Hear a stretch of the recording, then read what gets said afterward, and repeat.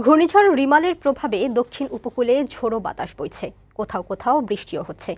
বাতাসের গতি একটু একটু করে বাড়ছে। স্থানীয় প্রশাসন মাইকিং করে ঝুঁকিপূর্ণ এলাকার অধিবাসীদেরকে নিরাপদ আশ্রয়ে যেতে বলছে। তবে বাড়ি ছেড়ে যেতে উপকূলবাসীর আগ্রহ কম।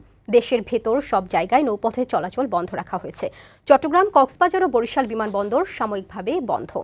সংবাদদাতাদের পাঠানো তথ্যচিত্রে খালিদ হাসানের প্রতিবেদন। বঙ্গোপসাগরের প্রবল ঘূর্ণিঝড় রিমালের প্রভাবে দক্ষিণাঞ্চলের জেলাগুলোতে আবহাওয়া এখন গুমোট। সকালে ঝলমলে রোদ থাকলেও দুপুরের আগেই আকাশ ঢাকে মেঘে। শুরু হয় ঝড়ো বাতাস ও গুড়ি গুড়ি বৃষ্টি।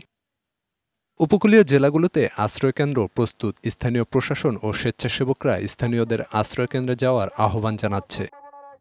পটুয়াখালীতে সকাল থেকে ঝড়ো বাতাস ও বৃষ্টি হচ্ছে। উপকূলবাসী ও জেলেদেরকে মাইকিং করে সতর্ক করছে কোস্টগার্ড। ঝুঁকিপূর্ণ এলাকা থেকে মানুষকে সরিয়ে নিচ্ছে আশ্রয়কেন্দ্রে।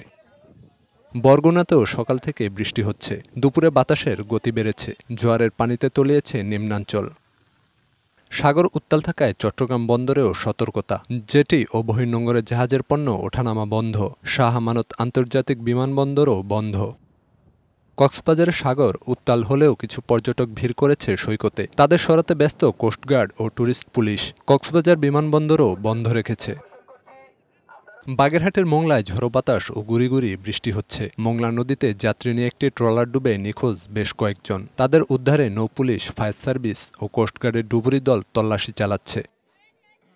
বরিশালে ঝড়ের প্রভাব এখনও পড়েনি। সকল নৌপথে লঞ্চ চলাচল বন্ধ। বেড়েছে নদ নদীর পানি। বিমানবন্দর বন্ধ করেছে।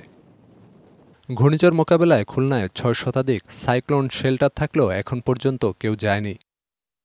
সাতক্ষীরায় সকাল থেকেই ঝড়ো বাতাস বইছে। ভাঙন দেখা দিয়েছে একটি বাঁধে। ঝালকাঠিতেও নদ নদীর পানি বেড়েছে।